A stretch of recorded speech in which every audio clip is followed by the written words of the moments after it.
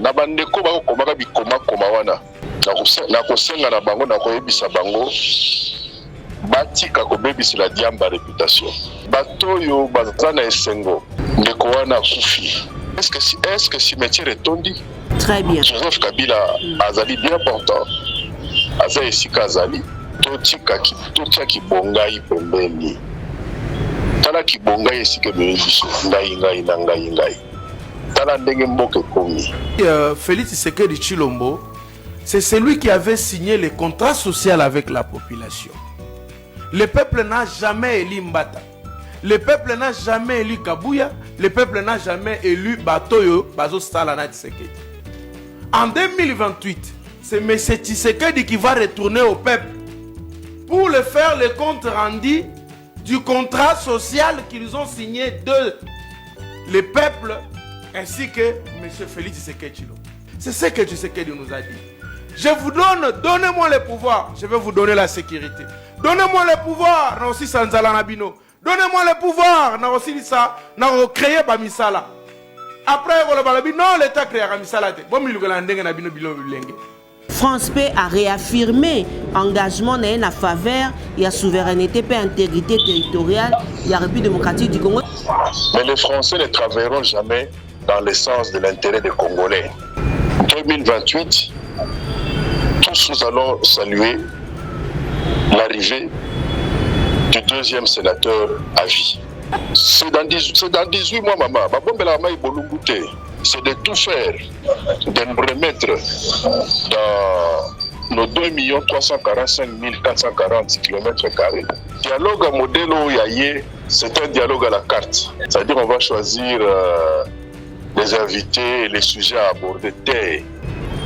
On va se dire des choses en face, sans tabou. Parce que dialogue comme on dirait chambre bukiloana neto toboyi. Ndeko Félix ala matoi mibale. Atika koloka kaka litoi moko.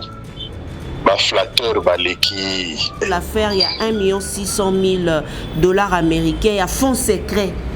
Au Toyoki et bimi kuna na ngambo ya Ogefrem parce que Toyoki était ministre Jean-Pierre Bemba zali ko exiger ba explication sur mon solo.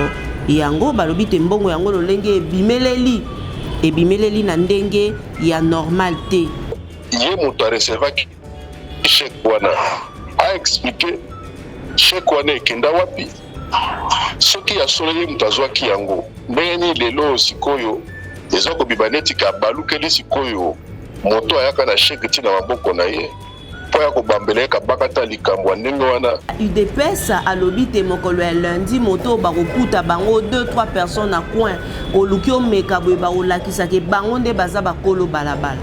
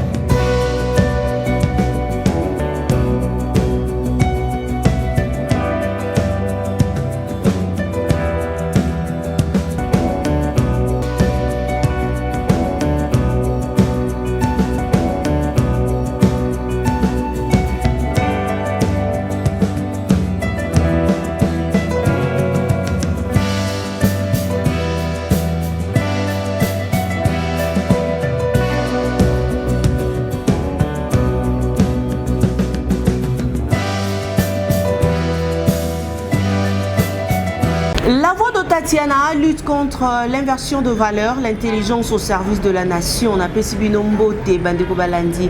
Il y a Espoir HK Télévision, Bandeko Balandi, il y a Télénews RDC. Naibike Bozalaka et Belo Bosobo Etando Eke Natina Yakolanda ka éducation politique. Oyo et Salemaka. Et pas il y a Moko ya Bino Maman Tatiana parce que Biso Tolingara Mingi Ko Solola, Maeo Matalimbo Kanabiso, République démocratique du Congo. tolali tolamuki toyoki que l'ancien président de la République natangi nakati ya lokasa moko balobi te serré mort nakati ya lokasa moko bakomaki. Et je vis aussi bandeko ebele publié lokola nazali mopanzi sango ya bokundoli nakotaki en contact na moko pona koluka koyeba lisolo yango ezali lolenge kani tokolobela yango tokolobela affaire ya Ogefrem oyo Jean-Pierre Bemba azali ko exiger ba explication sur l'affaire. Il y a 1 600 000 $ américains de fonds secrets. Le vice-premier ministre et à charge et à transport, voie de communication et désenclavement, Jean-Pierre Bemba Gombo, a adressé qui n'a qu'à sa correspondance moko officielle na directeur général ya Ogefrem pour na kosenga ba explication to peut exiger ba explication sur d'importantes sorties. Il y a Monsolo wana esengelite toyeba yango. Oyo fond wana ezali enregistré sous-intitulé Fonds secret de recherche. Fonds secret de recherche. Selon ces documents datés il y a 22 janvier 2026, le décaissement concerné s'élèverait à plus de 1,68 million dans ce tobito komara bongo de dollars américains pour la seule année 2025. Le ministre indique que ces opérations financières ont attiré l'attention de son cabinet dans le cadre du suivi de la gestion financière et de la transparence au sein de l'établissement public. Il cite notamment un ordre de transfert national émis par Equity Bank, Equity BCDC, en date du 6 janvier 2025 portant sur un montant de 350 000 $ américains comme élément justificatif joint au dossier. Face à ces faits, le DG à Ogefrem Azali Sommé a fourni une explication, a détaillé nakati ya délai moko ba PC 24 heures. Jean-Pierre Bemba a souligné par ailleurs que l'utilisation en mbongo wana ne correspondrait à aucune mission légale reconnue à l'Ogefrem telle que définie par le statut de l'établissement public. Je me suis posé la question de savoir franchement, parce que il y a des choses et sengeli total à malam fonds secret. Fonds secret ngoni détournement intellectuel toujours solo ya lumba lumba. Solo ya lumba lumba. Solo ya lumba lumba. Et ça ba telle pratique et sengeli na biso to dénoncer yango parce que souci topé lutte na biso il y a mauvaise gouvernance na République démocratique du Congo, du moins ata koto mona rappelé que ba ministre ba sosu ba bimara pour dénoncer c'est loko ekosa biso malamu mingi mais to ko luka pe ko yeba parce que utolobi toi les alaki ya koningana na ndenga kosakana te pona ko luka ko yeba mosolo wana ekei wapi et ça la qui pe musala nini parce que selon Jean-Pierre Bemba alobi que mbongo wana oyo ba lobi explication na yango ezali clarté kopesa nani confiance na mboka na biso République démocratique du Congo parce que regardez aujourd'hui na kati ba ministère nyonso ya na ebité na mutu place azali ya ko koloba maman Tatiana nga na part na nga ministère songolo pakala bazo samusa na ba malamu mais lelo soko lobi olandela yango okomona ke moto na moto mbala o mbala oko se retrouver kaka que elo mo ya malonga ezali ko salema na mboka na biso ezali te uto to bandi ko be la tata mokambi eko le président Félix Tshisekedi 2028 yo mende moto kozala en face ya biso population congolaise poto kotuna papa oyebisaki biso nini oyebisaki biso lobi na biso que to jugé par rapport ya est en République démocratique du Congo retrait forcé ya ba M23 na Uvira ba Kongomani ba yike balobi iyo papa matondi kasi posa na bango ezali ba retrait forcé te posa na bango ezali tozwa Bunagana na biso to récupérer yango Minembo to récupérer yango ba mabele na biso nyonso oyo ezali occupé esenge na biso te to récupérer yango pote tozwa mabele wana ezali ya bakoko mabele wana ezali ya biso ezali ya bato basusu te seul biso mende to kotala maemazali kosalema te na mboka na biso République démocratique du Congo nalingi te que tozala ba jeune moko boy oto kofanda totali retour ya gouverneur ya province ya Sud Kivu na kati ya ville après retrait forcé ya ba M23 Abwa Kimbela alobite le chef de l'État m'a dit d'annoncer à la population que nous allons nous battre pour récupérer bientôt Kamanyola, Bukavu, Goma, Bunagana et partout. Ndenge Oyo, moi mboka Jean-Jacques Pouroussi, Abouaka Kimbela. Ensemble avec vous, Tolanda, et on se retrouve juste après. Et la République ne va jamais s'arrêter avec Félix Tshisekedi. Oui. Il n'y a pas, il y a Sikamoko Zosale Malelo, ou Etikala Kosale Makalate. Tout ce qui s'est fait aujourd'hui, et ça les m'a rappelé Kala. Mais même dans ma botanio sur Bazalara, ce qui likambo koi, au moins une famille vandi qui nous dit lobi, est-ce que likambo yara natango na kalambo, quelle a été la solution na makambo na yango wana. Donc aujourd'hui, nazo komona oyebi Félix Tshisekedi Tshilombo, c'est celui qui avait signé le contrat social avec la population. Le peuple n'a jamais élu Mbata. Le peuple n'a jamais élu Kabouya. Le peuple n'a jamais élu Batoyo, Bazo Salana Tshisekedi. En 2028, c'est M. Tshisekedi qui va retourner au peuple pour le faire le compte rendu du contrat social qu'ils ont signé de le peuple ainsi que M. Félix Tshisekedi. Ce contrat social a un caractère synalagmatique, a la nature synalagmatique. Cela veut dire un contrat de donnant-donnant. Je vous donne le pouvoir, vous allez me donner la sécurité. C'est ce que Tshisekedi nous a dit. Je vous donne, donnez-moi le pouvoir, je vais vous donner la sécurité. Donnez-moi le pouvoir, na aussi sanzala nabino. Donnez-moi le pouvoir, na aussi ça, na créer bamisala. Après, non, l'État crée bamisala. Bon, il y a nabino bilo bilenge. Alors, donnez-moi le pouvoir, na kokanga bakacho clandestin. Il a même cité, sur Top Congo, si je ne m'abuse pas, il a même cité le cachot de Demiap. Abina okara cachot wana ya Demiap. Bo elire ngai ba arrestation mabe boko mona ngute.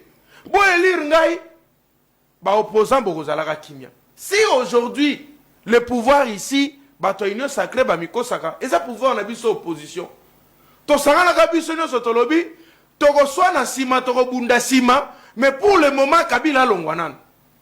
Et j'aime toujours rappeler que Tshisekedi s'était constitué en candidat de changement. Maman, que veut dire changement? C'est-à-dire il y avait un mal. Quand toi tu viens, nous n'allons plus voir encore Mabéwana. Kabila était parti dans l'histoire des oubliettes qu'il a ramené encore dans l'actualité. Mais c'est la gestion de M. Félix. Ce que nous avons condamné hier, Madame, Ngai Jean-Pierre Lula, Dieu m'attend parler. Ba enleva nani ndeko Chibala. Awa na aéroport azoko voyager. Ba lobi azoko ndeko ba réunion mabe ya ba mouvement insurrectionnel contre la République. Est-ce que c'était vrai? Jekobeya oyo bazale loyo. Ba kanga bango na ba dossier aka mwena tsap. Tala bango plus de ceux qui 500 personnes awa na ndolo ba osambisa bango. Mupiku. Batulika komo na onani mama na onani 20 akende. Yo komo na mama na onani 20 akende. Bakendaka ndenge wana, bakondamné à mort. On a mouvement insurrectionnel. Est-ce que ça c'était vrai? Mais n'a pas si wana biso tolobaki non. Loko lazali candidat changement, topese quand même beaucoup. Oui. Mais ce que nous voyons aujourd'hui, c'est désolant. Excusez-moi de vous rappeler que j'ai vu un mauvais système. J'aurais appris, je ne confirme pas que le Kinangai Nathanaël Onokomba aboyaki kosenga bolimbisi. C'est ça que j'ai appris. En tout cas, je ne confirme pas du tout. Selon son avocat. Non, monsieur, j'ai dit, j'aurais. Est-ce que d'abord un avocat peut divulguer les secrets de monsieur, j'ai dit, hein, j'aurais. Ndeko moko alobi maman Tatiana, est-ce que Ezali va récupérer ou vira ou bien on vous est donné gratuitement? Wana Ezali mbela otoki gouverneur nde auti koloba yango lolengo ya pesi mbela nae kasi biso tozana posa te ke ekoma o retrait stratégique o ekoma boy biso tozana besoin mabele na biso ya bakoko to récupérer yango kasi koboya pe que to récupérer mabele na biso na condition ya eloko boye bopesa ki bango richesse moko songolo pakala ya mabele na biso. C'est vrai moto akoki kozala ndenge azali, mais dans la vie il faut toujours savoir eloko nini oyo ozosala. Moi je pense que le chef de l'État esengeli atala ka moko ka yango ezali tomonaka awa na yamba bato ebele na ba plateau na biso pour dire que le président Laurent Désiré Kabila aboyaka kopesa richesse ya mboka na biso ya lobaka te soki kopesa ezala bino bozozwa biso pe mboka na biso pe ezozwa. Donc ezala bino bozo gagner mboka pe gagner ba stratégie ya ndenge wana ekozala malamu pona nini na lobi bongo parce que na moni président Félix Tshisekedi na Paris akei na Paris kokene na Paris eza malamu. Mais eloko oyo ezali malamu mingi ezali que président Félix Tshisekedi esengeli kotala rétroviseur bisika biso wana oyo ozali kotambola ces gens bazali koluka intérêt na bango na mabele na biso na sala éducation politique mona coach Henri tolobate entre ba état ezalaka likambo ya camaraderie te to pe abonde côté ezali likambo ya ba intérêt. Mais na kamwara o ya biso abenga Kagame frère abenga boy peu importe si eleka na kasi tata tala likambo ya dialogue oyo ba opposant bazali ko belela awa kimia ekokota total na mboka na biso République démocratique du Congo. Kimia ekokota na mboka na biso République démocratique du Congo. J'ai suivi une dame na monara na TikTok et amoko deux fois le baka ba bêtise boy azamba propos na msusu sepel sarangate. Mais natali témoignage na ye na moni ba komi komone soki danono. J'ai eu de larmes aux yeux quand je suivis témoignage na ye. Azolela lobi ye ba boma mama na ye na misu na ye boyazo mona ba subela ye na munoko ba ebisi mela bozo mona makambo ya pasi bato basala bandeko na biso mais to na ba sœur na biso pe ba frère na biso lelo soko moni bango bazo lia minu na makambo akomba na ebite tant natalaki yango nazangi maloba na bomoto en tant que femme na kokite ko mona ndeko mwasi wana lolenge atangisi ma ya misu na bana na ye bakokite bayeba tu na mama soki mama aza malamu. C'est pour dire que nous avons besoin de la paix na République démocratique du Congo. Parce que tango toyokaka ke babomi tango toyokaka moi j'ai mes enfants, j'ai ma sœur aînée na biso ya famille andova na kisangani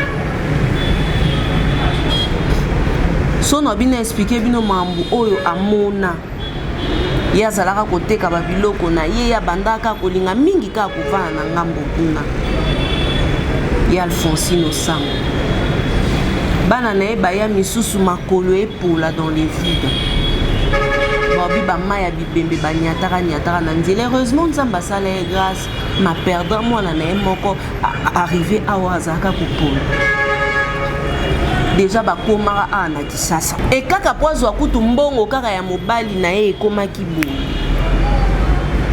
ebolo basiko ok biso tolanda o bato wana baza kosala baza na République démocratique du Congo. Jamais moi maman Tatiana je peux soutenir bato wana pona yebi même dans ma famille pas si bande konanga ba monaka pona guerre ya est yango bolo barate to lo barana ko be la président Félix Tshisekedi zonga na yo bo solo la bino nde mingi entre bino na bande ko na bino awa na ngumba Kinshasa. Maman Tatiana nazwa pona bino mwana mboka Claude Machala sur l'affaire il y a Liwa. Allô? Oui maman. Claude Machala mbote na yo. Mbote maman Tatiana. Esengo ezali epa na biso koyamba yo mokolo ya lelo. Boni santé ya parti santé na yo mei. Santé nanga moko eza malamu. OK. Parti, on a parti toza ko observer kaka oyo bakonzi ya mboka actuelle. Qui comme décision nous concernant, malgré que les décisions moko illégales, illicites, injustifiées, mais étant des légalistes et des républicains, tout le lobby, toujours respecté volonté na bango, mais pour le reste, le parti fonctionne sans activité, sans grand activisme, d'un parti, mais surtout politique et sengeli à fonctionner quoi. Mais nous sommes là, le PPRD est plus fort que jamais quoi. Le PPRD est plus fort que jamais ndengo uti koloba, mais tous ont remarqué au sein ya PPRD babiloko ya ba enlèvement nalanda ki interview moko ya ndeko moko azali banda ya mboka sur Aubin Minaku tomoni balakisi ba fenêtre ezalaki ya kopanzana pona bazoyer qu'est-ce qui se passe baza ko reprocher bino na nini PPRD? Jusque là on ne sait pas de quoi on reproche la bandeko oyo ba l'évacuana parce que quand on a une arrestation, moi je trouve que c'est un peu abusif et ce sont des enlèvements, bon, sûrement pour des raisons de sûreté de l'État. Des mesures fortes peuvent être prises, mais à ce que je sache, Bandekoana, ils ont de très bonnes relations avec leur conscience. Ils ont de très bonnes relations avec la loi, donc ils se reprochent de rien. Est-ce une campagne pour inoculer la peur, la terreur au niveau de l'opinion publique? Je pense que l'avenir nous dira quoi. Très bien. Nalingi nanu nazwa point de vue na yo parce que tolali tolamuki natangi na kati ya lokasa moko ba kolobate l'ancien président de la République Joseph Kabila Kabange serré mort esika oye azali kuna natangi na lokasa yango d'ailleurs na monaki yango bandeko ebele pe bengaki ngai nalobi te non esengeli na biso tozwa information na source. Est-ce vrai que Joseph Kabila, ancien président de la République, a koufi? D'abord bandeko batika koyeba ke totika na kozwa liwa lokola litio, totika kozwa liwa lokola punition, totika kozwa liwa lokola on dirait ça la pour la bateau mosusu. Et c'est vraiment dommage que dans notre société, tout comme un niveau wana, demain n'est jamais mort. Et dans le toujours, demain aujourd'hui sera hier. Les anzela abisso basso. Et Kabila Koufi. Laurent Désiré Kabila Koufaka, cimetière de Tondakate, Congo P, et au centre de l'Afrique. Et la RDC a continué à fonctionner jusqu'à ce que nous avons eu à mettre sur pied, tous ensemble, sous le leadership, bien sûr, Joseph Kabila Kabange, ce début à culture démocratique, malheureusement, au jour d'aujourd'hui, ils allaient fouler aux pieds. Et Batoyo, Bazana et Sengo, tant que que Songolo Pakala Kofi, ok. Yo lobby que Ndekoana Koufi. est-ce que cimetière est tondi? Cimetière est tondi. Les Anzela Bisobasso. Nul n'est éternel sous le soleil. Nous sommes que des pèlerins. Je pense que Oyo baza ko souhaiter Liwa Joseph Kabila Kabange bako sala pe mabete puisque bako tinda Nzambe abatela ye lisusu makasi. Nzambe akotela ye lisusu makasi. Nzambe pe na kisongi na ya azaka nango. Je suis sûr et certain que ye oyo baza kolakela liwa to baza kosouhaitele liwa wana nde akoya koumela akosaka mikolo mwa ebele na se ya moyo oyo. Il a une mission pour son pays, ce pays pour lequel il a sacrifié toute sa jeunesse. Je crois que arrêtons d'être un peu ingrats nous tous. C'est ça. Nabandeko bako komaka bikoma koma wana. Na kosenga na bango na koyebisa bango batika ko bebisi la diamba réputation. Batika osa nini? Batika ko bebisi la diamba réputation. Comment ça? Bon bebisi la diamba réputation sur ndenge. Ah parce que mingi ya mabe boko ko sela ka bangit. Pourtant, ce qu'on va se comporter, c'est à croire que la matiti mususu ya mabe koleka o ebimi na zamba o peut-être til l'État éviter que matiti on eleki na bangi na mabe. Siko ba ko kosela ka bangi makamu. Donc bati ko bebe c'est la diamba réputation. Très bien. Joseph Kabila azali bien portant. Aza esika azali. Ba éviter soit qu'on a chance à koyoka ngai. Mais le colo sur les réseaux sociaux, sûrement, à Rolanda Bisso, il est là où il est. Et il est prêt comme toujours, à servir son pays. Lelo Oyo, là, n'a pas senga cœur. Totia ki bongai pembeni.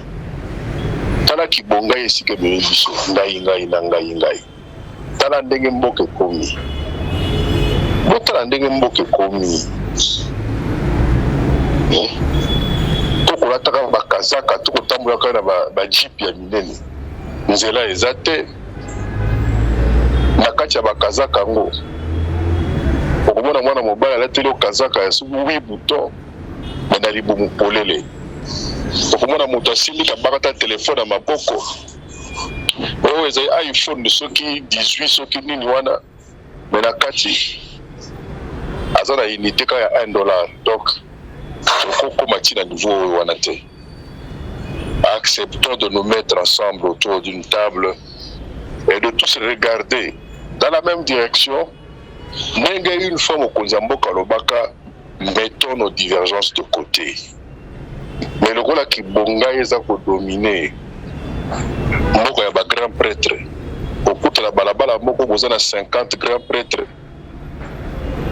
Mais à ta paroisse ya mukeza la kate. Et ben on surtout ba grand prêtre. Donc ki bonga ye ki bonga yango neza ko boma biso. Mais président Félix Tshisekedi, Mwalamboka, Claude Machala, sur invitation à président Emmanuel Macron, président Azali n'a parlé, il va s'entraîner qui, le vendredi 23 janvier, n'a parlé de l'Elysée, n'a homologue naïf français, n'a likambo, qui cadre moko boye il y a visite moko ya travail hein échange et salamaki sur les la situation humanitaire na est ya République démocratique du Congo pe likambo ya coopération bilatérale. France P a réaffirmé engagement na faveur ya souveraineté et intégrité territoriale ya République démocratique du Congo selon présidence ninga annoncaki nouvelle wana kasi eloko nini ezozanga entre bino ba opposant pouvoir en place, résistant, société civile, kovanda autour d'une table pour na bosolani. Et là qu'on y est freiné parce que parmi bino traître bazali et belé, il y a un président Félix Tshisekedi azako komona ke akele azako se trouver à l'aise mieux ailleurs que pas naie awa non koni nezako pekisa bino. Eh bien, la notion de trahison est comme une notion relative au Congo. Nous avons des traîtres conscients, ceux-là qui décident au jour d'aujourd'hui de remettre en cause, de faire remettre en cause même souveraineté Nabiso, même superficie en Boka Nabiso, Batabongo Bazangakate, comme aussi nous avons des traîtres inconscients, des gens qui, de par leur comportement, baza pour favoriser que Oyo, baza na miso, sur la richesse Nabiso, sur le corps Nabiso, va réussir différents plans na bango to projet na bango funeste. Je crois que nous devons nous démarquer de tout cela. Et c'est là où je dis ceci, Totika Kibongai. Comme avait dit Lumumba, ou encore tous les grands panafricanistes, je dirais que solution à problème à Congolais à Libandate. Je crois que Ndeko Félix a un deuxième mandat où ils ont aussi là dans 18 mois. Et là que Sengela Sala pour le moment, c'est de tout faire, de nous remettre dans nos 2 345 440 km², les 145 territoires, on va la recouvrer de façon à ce que Yende Azala artisan, il y a prochaine passation de pouvoir que nous voulons pacifique et civilisée. Et Ndeko Félix a la double responsabilité, non seulement en tant que chef de l'État, mais aussi en tant qu'héritier d'un nom prestigieux, le nom Tshisekedi, qui doit faire pérenniser à travers le temps. Et pour que cela le soit, il faudrait que, même s'il n'aura pas réussi totalement tout ce qu'il avait promis, tout ce qu'il voulait faire, mais néanmoins, le peuple congolais a gardé souvenir Bilembo Yamakasi. Oui, ils ont dit que ata mulobi mutu aza kotonga to aza koloba mabe na kombo na ye soko akanisi eloko songolo pakala oyo akokozala atiki azongi mwa moke nsima. Or, jusque-là, nous constatons que aucun effort n'est fait dans ce sens-là. Parce que le plus grand adversaire, le plus grand opposant à Félix Tshisekedi est un bilan naïe. C'est son bilan qu'on va lui opposer. Yangono Monitongo Midipo Konalobaka.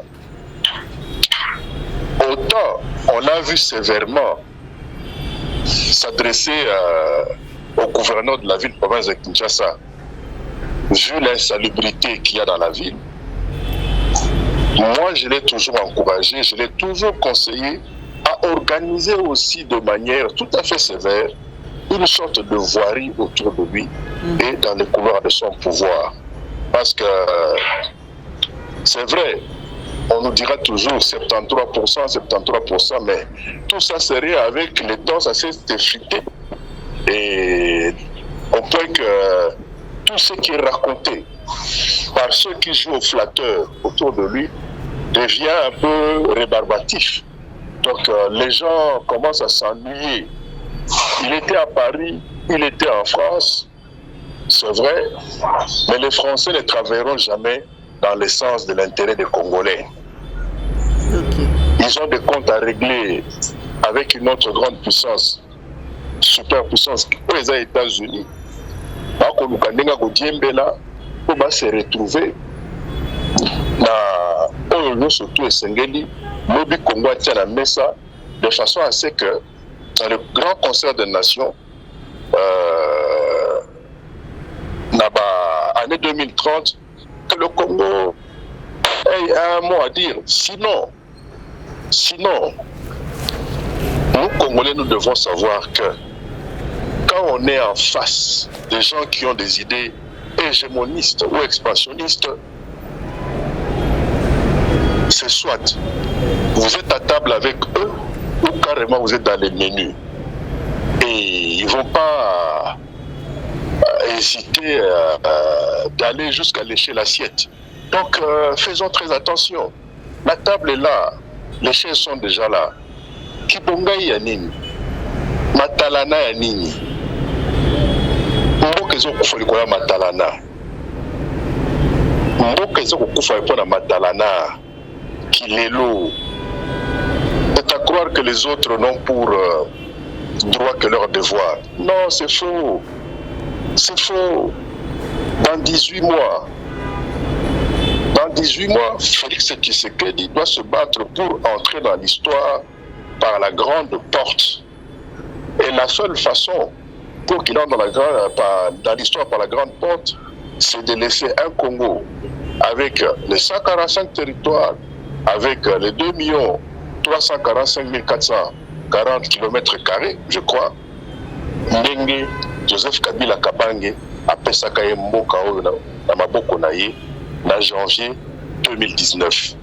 Donc pour le reste, les règlements de compte, tout ça là, tout va autour d'une table.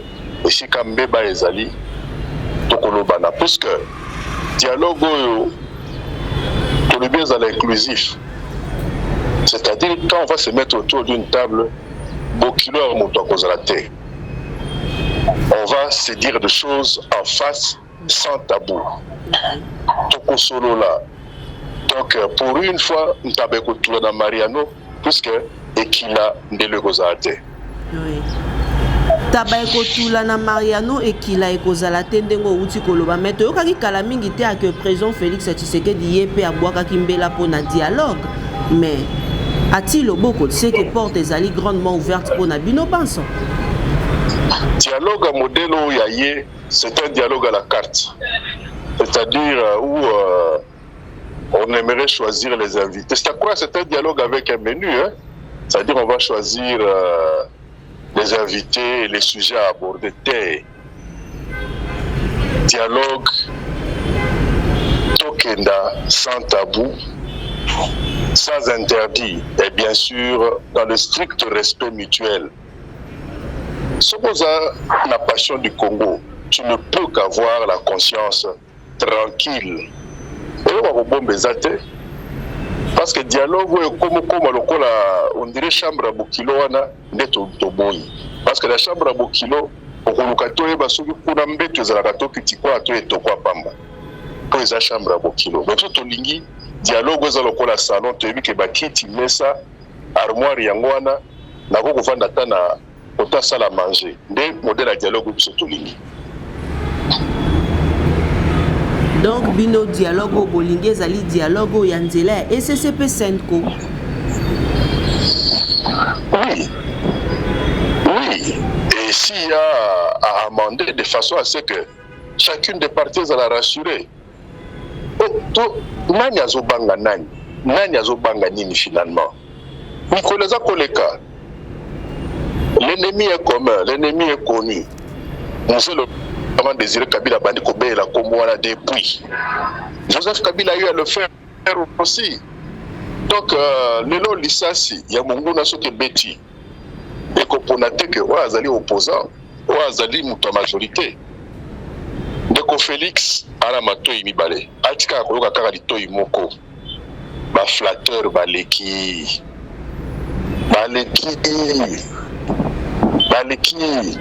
Toko contre la gouvernance na nini te motono surtout azala miso azakomona. Affaire il y a 1 600 000 $. Les mêmes discours, non.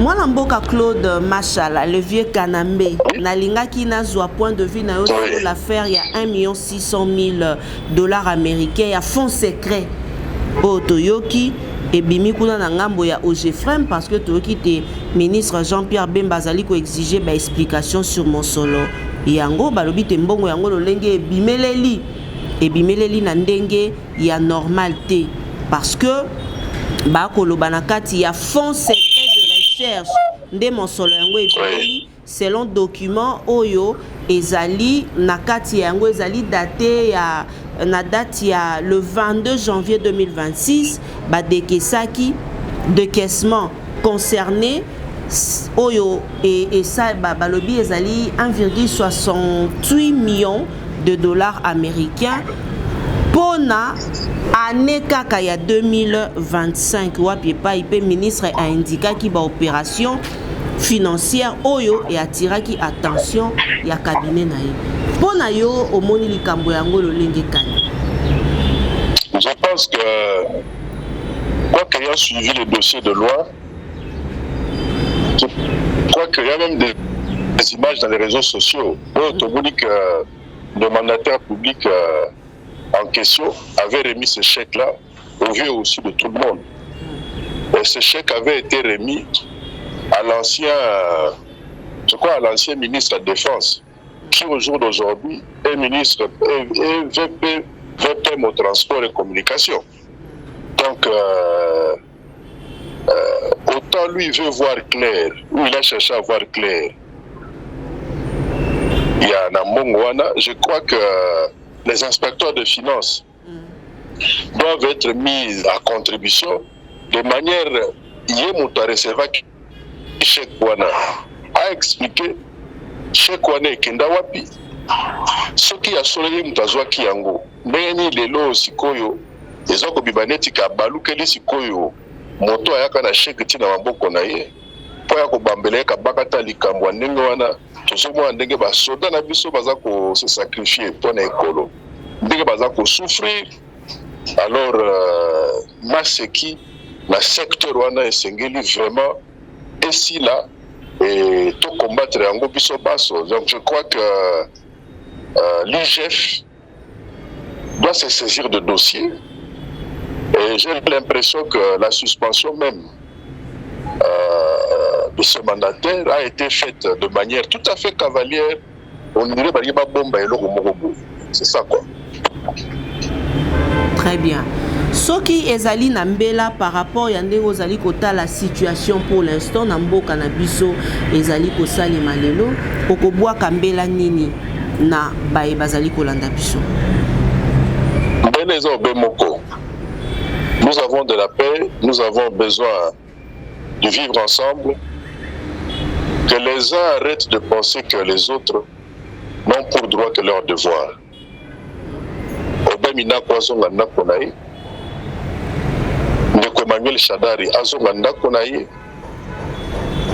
Ndeko Dunia azonga ndako na ye, pe na bandeko misusu bazonga bandako na bango. Et s'il y a des garanties que ces gens, à chaque fois, bakozaka na besoin na bango na l'État, to na bayi mibeko, po ya bakuba ko justifier li kabosongolo pankala, batika bango ba vaquer librement leurs occupations. De manière à ce que bolingo tolinge ezala makasi bomoko toza koluka ezala makasi, de manière à ce que nous ayons tous à en découdre avec notre ennemi commun qui est M. Paul Kagame. Tous à la makasi wana, et arrêtons de nous diviser. Arrêtons de nous diviser. Le peuple RD a toujours été pour l'urne et l'urne seule. Et il n'y a que l'urne qui va déterminer le sort de nous tous, dont celui de Joseph Kabila Kabange. Plus jamais on peut accepter que dans notre pays, qu'à la tête du pays, qu'il y ait un kaki. C'est l'urne et l'urne seule que nous voulons voir nous fournir les dirigeants de demain. On a tenté l'expérience en 2018. Il y a eu cette passation pacifique et civilisée du pouvoir.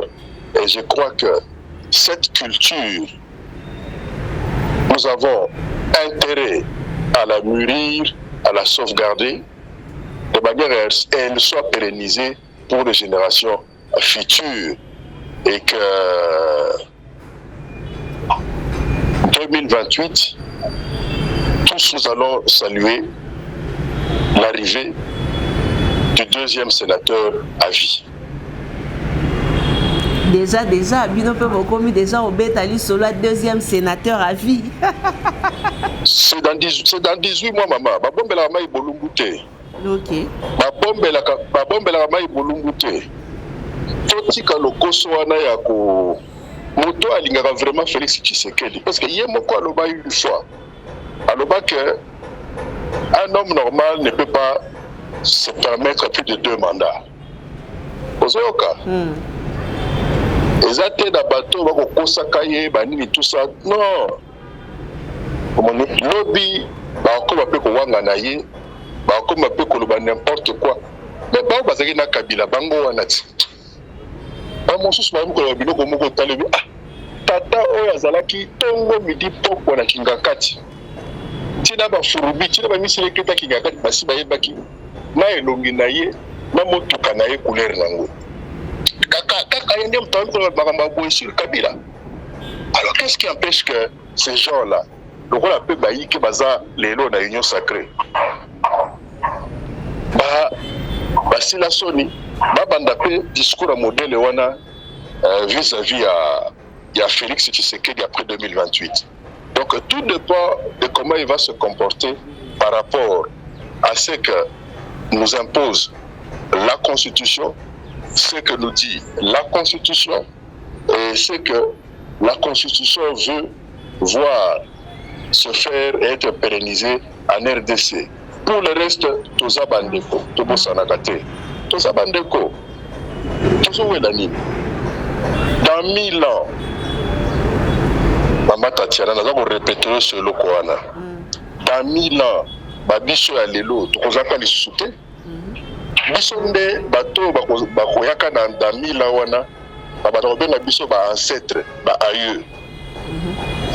Et tant que nous avons invoqué comme na biso, to ba mémoire na biso, malamu biso va invoquer biso baso to bimata na molongo ya banzelu, au lieu to bimana molongo ya ba démon, vu ba comportement ya mabe to songolo pakala, o to ikoza nangole.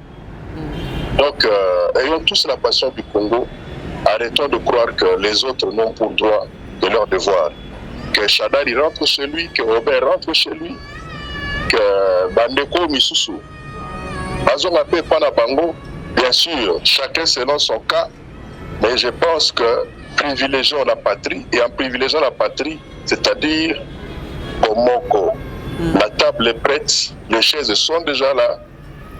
Tout ce qu'on a dans la biloko,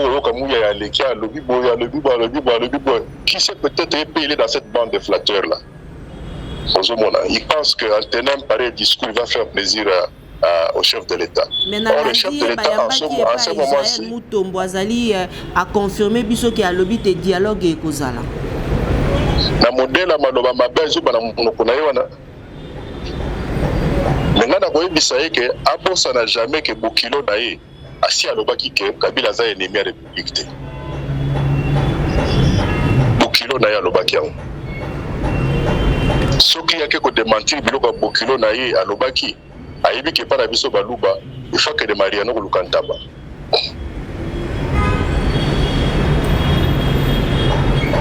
Pour la monarchie à lobby selon le porte-parole du gouvernement Patrick Mouyaya lobby le président de la République va convoquer finalement les dialogues nationaux. Tokolanda maloba lolendo ya modèle wana ya zel wana te. Omoni obi de fois na tali Patrick Mouyaya za programme kaka leki na ngao elenge za ko sala nga interview akobi lolendo boy. Non. Il est encore jeune. Il a un avenir. Pourquoi a la chance de poser la minimum na mokonzi mboka. De temps à autre, aïbisaka est vérité, ni les pour les Kalibanda. Et puis, à rappeler à mokonzi mboka, oh biso banso tolanda ki pe toyokaki, bokilo na lobaki. Joseph Kabila Kabange n'est pas à considérer comme étant l'ennemi de la République. Donc, avec ko démentir au bokilo na lobaki te. Yo kanga meleka na likambo ka bokilo na ya lobaki. Ah, bon motapesho mwana mwana na ye moto asali ke yo kokoma na libota okoma na famille muyaya mais moto aza kokola nzambe te fo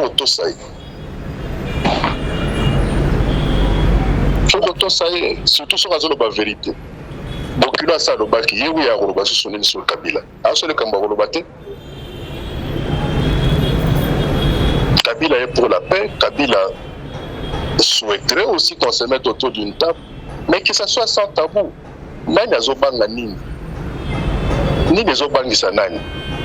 Biso baso to ba Congolais. Tokendaka wenze moko. Tozwaka transport moko. Tokendaka ba hôpitaux moko. Toyebi nini? Mais d'abord que l'OCC fasse son travail, que le ministère du Commerce extérieur soit de plus en plus sévère et le service à sécurité nous surtout et nous pouvons s'appuyer aussi sur ce dossier-là et à la population bien sûr qu'il y a la misère, tout ce que vous voulez, mais nous surtout pour la capacité parce que c'est aussi mon thème un manque d'amour du prochain parce que yo yebi que le point des amabé. Comment que nous contemplons côté que la bande de Koto et effacer date d'expiration. Voilà. Et le kila kindoki, c'est-à-dire comment combattre la milieu au pouvoir. Donc à l'État de faire son travail et aussi aux autorités au niveau des différentes entités, va multiplier aussi la campagne à information, d'éducation, la communication. Parce qu'on ne communique pas. T'as la qualité, t'as rien que qualité à jouer dans la ville de Kinshasa. Au jour d'aujourd'hui, selon les statistiques au niveau du ministère de la Santé publique, parce que moi j'ai une formation, il y a un gestionnaire, il y a un programme à santé publique. Vous allez voir selon les statistiques que l'ami qui va commis la prédisposition à diabète poignée. Parce que les gens à consommer, les écoles, tout ça qu'on fabrique, en vrac n'importe où, sans contrôle tel qu'il y a OCC, ils allaient n'avoir risque belé la santé à Banawana pour leur avenir. Et sans compter toutes ces denrées, il n'y a pas que le jus qui entre par l'oufou, ou je ne sais pas par où, parce que les lots au Congo peut importer Tina Maki. Au Maki, il y a des conditions. Et puis l'on peut belé, donc c'est pourquoi nous devons nous mettre autour d'une table, tout solo là, Bandeko. Les ATPO, vous avez on dirait chambre froide, vous savez tout, que la vie s'arrête là. Non, demain ne meurt jamais. Rattrapons-nous. Fondeko moko akomeli biso alobi maman Tatiana mais tunela biso mwana mboka Claude Machala bango babelelaki mingi na likambo ya dialogue. Tata Mokambe ekolo alobi te dialogue iyo boya bino banson. Pourquoi bango ba kolinga ka koyate? Je pense que peut-être en mosusu akoza na besoin ya noana. Non, oui, on est comme une campagne de intoxication et propagation de faux bruits. Oh. Ça c'est outrageant vis-à-vis de nous. Nous en tant qu'opposants, nous en tant que PPRD, en tant que kabilistes. Dialogue, oui, que ce soit un dialogue sans tabou, que ce ne soit pas un dialogue taillé sur mesure, avec des participants à la carte Netoboui. Toboui, dialogue et bimaloko, la conclave, tout congrès, union sacrée.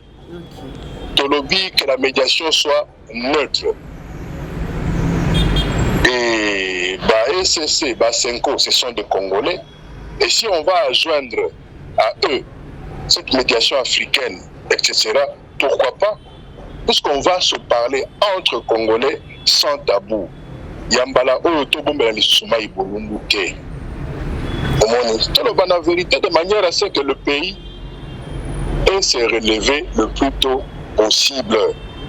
Et ça, les Congolais sont capables de ça. On l'a prouvé plus d'une fois. Alors pourquoi pas cette fois-ci? Donc,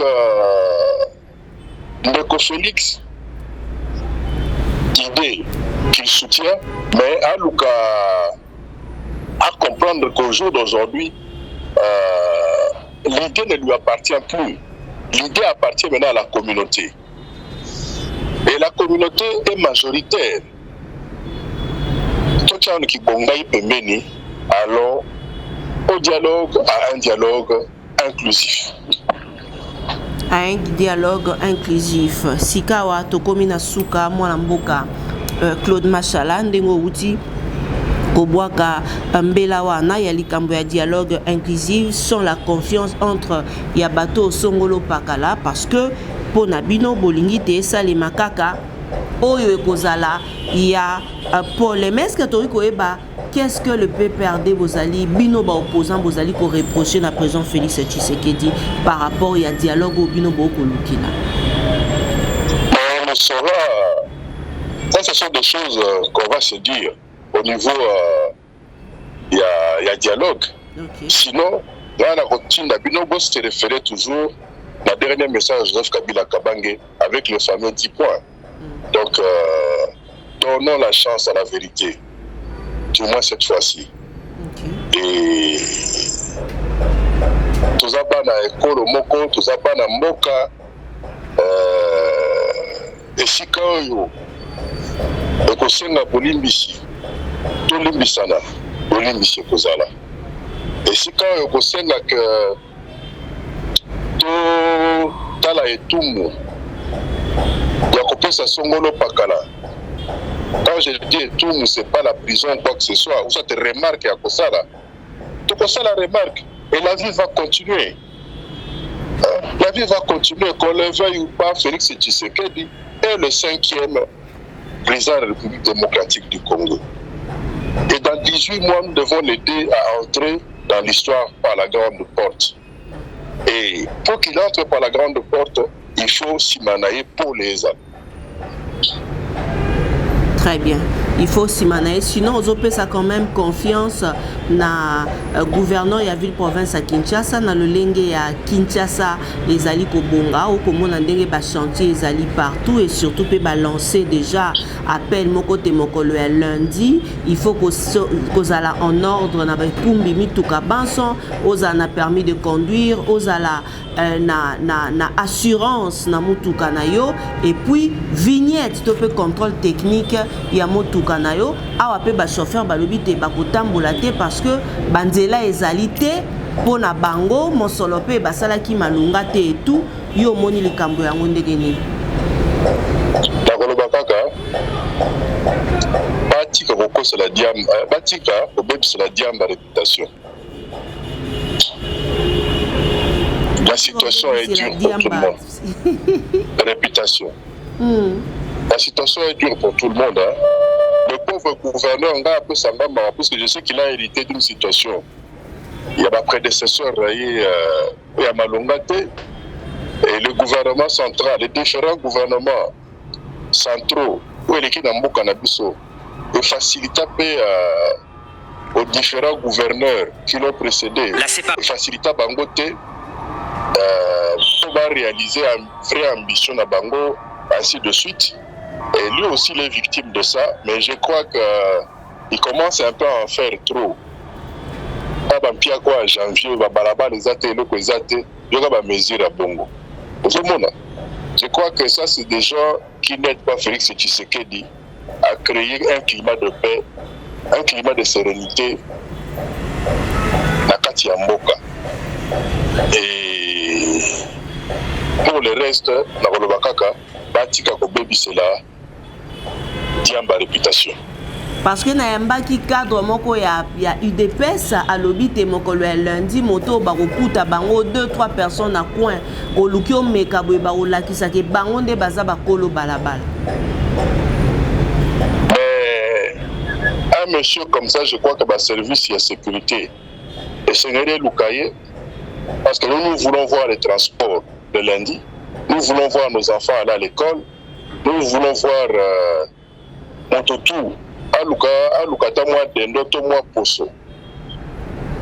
Yakobe Malandako, na 23h, pour Bana Bamikakoli, Abachele, Nakata Libumu. Alors, si il y a comme Kolobake Batbaza, Nabakwente, ce qu'on met tout le Kolikawa, Batba transport, Nengenini, parce que Nabaré, tout le parking, tout le monde a Kawabaza. Donc, arrêtons de Kibonga, il y a solo, il y a sanitaire, modèle, je crois que Félix Tshisekedi en a besoin d'en côté. Merci beaucoup. Ministre provincial ya jeunesse et culture et art Bob Amiso a lobby débattier $1000 désormais est obligatoire pour garder l'union sur la manifestation publique le quoi neti ba kermesse bato bazora babisika o ya ba campagne et autres européens sa caution à $1000 pote soki esika wana etikali salite ekozala te babongisaka bisika wana to ba sanction ekobanda kozala makasi mingi na ba place wana yo moni tope likambo yango ndenge nini. C'est une escroquerie.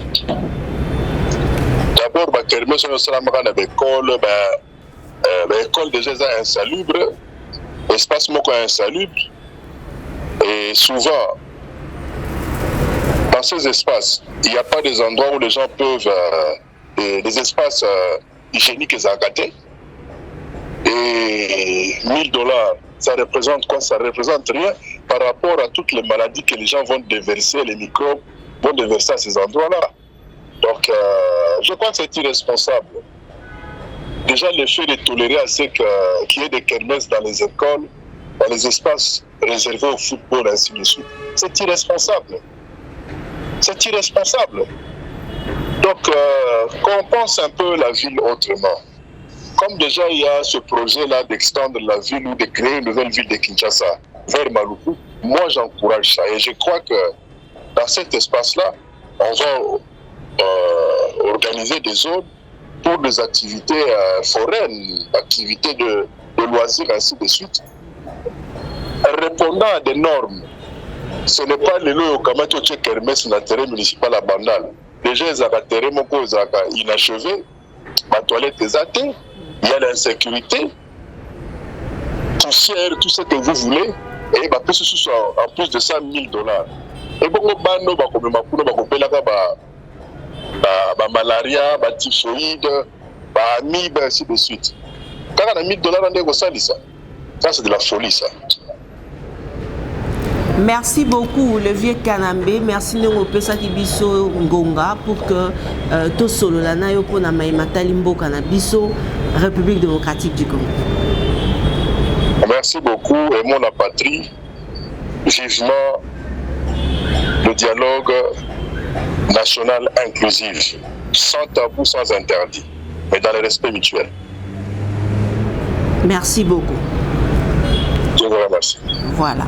Tokoliki ate na maloba wana nde totie litono pour na émission na biso ya mokolo ya lelo toyambaki pour na bino Claude Machala ye azali moko ya ba IPPRD doyen ya communication au sein du parti PPRD azali pe moko ya ba yo cadre ya PPRD et c'est pour ça que biso te to yamba ye po to solola toyokaki nungu tozwa éclaircissement sur l'affaire ya liwa ya ancien président de la République Joseph Kabila Kabange. Un grand merci Nabino Banso Lenge Bozali ko s'abonner tongo midi pourquoi je vous aime beaucoup. Restez scotchés, encouragez maman Tatiana na façon Nabino ya ko s'abonner. Merci à ma partenaire fidèle ya maman Tatiana, Dido Iso, merci Roger Mangwanda depuis Paris, maman Émilie Nzemba, ya tous pepele ambeto, maman Moziki, merci Nabino Nyonso Bolanda Kabiso tongo midi peu pourquoi abonnez-vous massivement et partagez nos émissions tant bossa la partage et ça la rend vrai bien. Merci na Mimi Laifeta Mokondi import export LKM toujours au service de la nation. Natombe Lambota Maela Mouna, le maestro d'Eric Lukieba, Yende, réalisateur Nabiso, un tango Bolanda Biso sur Télé News RDC, Yende Pena Moto Asala Rama Solo Nyonso d'Eric Lukieba, le maestro Asala Sala Eric Lukieba, Nzamba Pesayo Kimia, santé malamu, longévité, Nzambe vraiment, Nyonso ya malamu à la partage. Ya vina yo le maestro kimia na ye o eumela libela na libela ekoba toujours kozala na yo koba toujours kozala na bolingo wana ozalaka na yango pona ko servir nation pona ko sala musala na malamu le maestro Nzambe apambola yo elongo na libota na yo osimbe bende oumela encore une fois mbota maelamu na yo d'Eric Lukieba le maestro. Merci beaucoup pena bino na ba ebanso pe bozali ko sepela mokolo ya mbotama to tombeli pe bino banso mbotama elamu na moto nyonso oyo pe azali ko sepela mokone ya mbotama lelo boye ba ke to tombeli bino mbotama elamu na ko tombela lisusu mbotama elamu na maman na Enzo. Voilà, maman na Enzo yepe azali ko sepela mokone ya mbotama elamu. Joyeux anniversaire la grande H, maman na Enzo. Nzambe akoba kopesa yo kimia oyo mokile koka kopesa te, longue vie nyonso ya malamu eza partage ya vie na yo na part ya Jimmy Kalala. Jimmy Kalala ya mfili yende moto alobi te totombela yo mbotama elamu. Présent Jimmy Carter nde atombeli yo la grande H, mbotama elamu la grande H, maman na Enzo. Nakomi na suka na tondi bino banso botondi. Merci na Popola Yombe, merci na Cordon Opi Mafuiku, merci également na Rigen Giala, merci na bandeko nyonso ba bolandaka biso tongo midi pokwa boko bako s'abonner na nzela ya etando ya biso ezali façon pour na bino ya ko soutenir biso. Merci également na coach Henri Kassima Fred Aide. Balobaka l'église et la presse sont au milieu du village, mais la voix de Tatiana lutte contre l'inversion de valeurs, vous dit que l'église est le corps du Christ, Christ est vérité, alors l'église et la presse sont dans la vérité. Bobo to bonde côté à mabota mabino a ande to tono. Au revoir.